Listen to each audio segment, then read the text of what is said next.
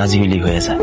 আমি বিবাহিত, আমার স্বামী আছে, তারপরেও আমি কেন আপনার কুপ্রস্তাবে রাজি হবো? দুজনে মিলে একটা মিউচুয়াল করা যায় না? একবার ভাইবা দেখো ভাবি, ফাঁকা বিছনায় শুয়া আমির কথা ভাবারছে ওই পাশে যদি আমি শুয়া বিছনাটা একটু গরম। নান্নু আমারে অনেকদিন ধরে কুপ্রস্তাব দিয়ে যাইতেছিল। ভাবির জন্য আজকে তুই পয়সা গেলি। তোর ভাবির দিকে তাকালে তোরা তো জ্বলে কেন? তার সাথে তোর রক্তের কোনো সম্পর্ক নেই। রক্তের সম্পর্ক না থাকতে পারে, কিন্তু যে সম্পর্ক আছে এটা রক্তের থেকে অনেক বেশি। তার মানে তুই বলতে চাচ্ছিস ভাবির সাথে তো ইন্টারনাল একটা সম্পর্ক আছে? আছেই তো, কেন সবাই তো এটা জানে। আমরা একই বাড়িতে থাকি, খাই, ঘুমাই, সম্পর্ক তো থাকতেই পারে। তাছাড়া আমি ভাবির আমার জীবনের চাইতে বেশি ভালোবাসি। বইনকে জীবনের চাইতে তুই তোর ভাবিরে বেশি ভালোবাসো? হ্যাঁ ভালোবাসি, জীবনের চাইতে 100 গুণ বেশি ভালোবাসি।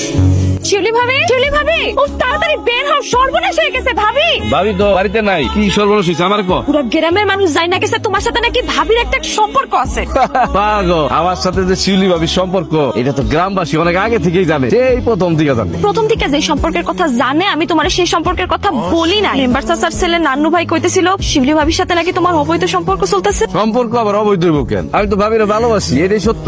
কি হয়েছে নিপুণ? ভাবি সর্বনাশ হয়ে গেছে। মেম্বার চাচার ছেলে নান্নু সবার কাছে বইলা বেড়াইতেছে তোমার আর পরানের মধ্যে নাকি অবৈধ সম্পর্ক চলতেছে।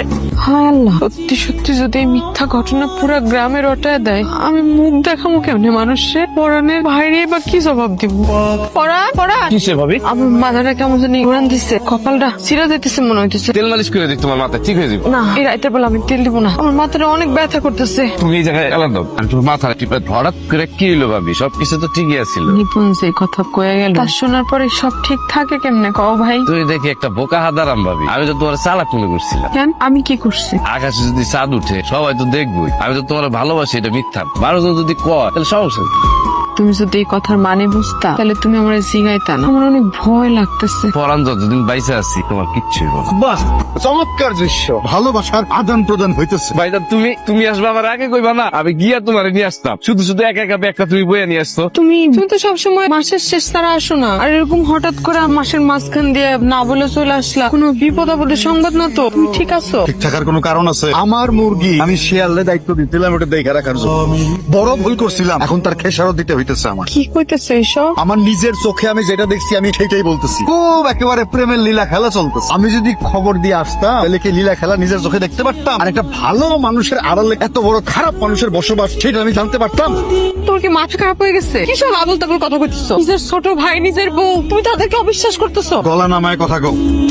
আমি সমস্ত খবরাখবর নিয়ে আসছি। আমার বর্তমানে এই বাড়িতে কি হয় না হয় সমস্ত খবর আমার কাছে আছে। তুই এখন আমার সামনে দাঁড়ায় আছিস কেন? যা আমার চোখের সামনে থেকে যা। ভাইজান তোমার কি হয়েছে? তুমি এইভাবে কথা কইতাছো কেন? তোমার কি মন খারাপ? ওরে বাবা রে বাবা, খুব ভালো মানুষ আসতেছে একেবারে। ওরে ভালো মানুষ আসতে নিষেধ করো নাহলে কিন্তু আমার পায়ের জুতা ওর গালে পড়বে। কি পাগলের মতো করতেছো তুমি? ওরে এইভাবে যে তুমি বকতেছো, এটা কি তোমার ঠিক হইতেছে? ও যে একটু সহজ সরল, এটা তুমি জানো না? খুব লাগতেছে, গায়ে ফুসকা পড়ে যাইতেছে। কিরিং বিরিং করতে করতে লাফাইতে লাফাইতে যা ইচ্ছা যা মন চায় তাই করতে করতে নেশা জন্মায় গেছে তোমার। একবারও তোমার মাথায় আসে না যে স্বামীর অবর্তমানে এই সমস্ত কুকর্ম করাটা অন্যায়?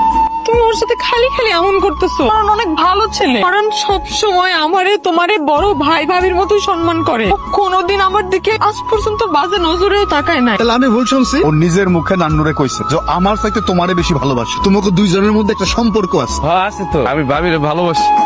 এটা তো মিথ্যা না ভাইজান। ভাবি তুমি কও নাকি আমি ভাবির আমার জীবনের চাইতে বেশি ভালোবাসি। ভাই দেখছো আমি এখানে দাঁড়ানো আর আমার সামনেও কত বড় সাহস, তার ভালোবাসা আমি ছুটাইতেছি। মন খারাপ মনে হইতেছে? ভাইজান আইছে, আইসা ভাবির উপর তেজ দেখাইতেছে। তার মানে এই ব্যাপারটা তোমার ভাইয়ের কান পর্যন্ত গেছে। সারা গ্রামের মানুষ যখন এসব কথা বলা বলি করবে, তার কি মাথা ঠিক থাকার কথা? তুমি নিজে কও। আসলে এটা কি? আমার ছবি। সেটা তো আমি স্পষ্টই দেখতে পাচ্ছি, আমি তো অন্ধ না। তোমার এই ছবি পরানের বিস্তার নিচে আসলো কিরকম করে? আমের মানুষ যেটা রটাইতেছে সেটা কিছু না কিছু হলেও ঘটতেছে। এই ছবি সেটা স্পষ্ট প্রমাণ।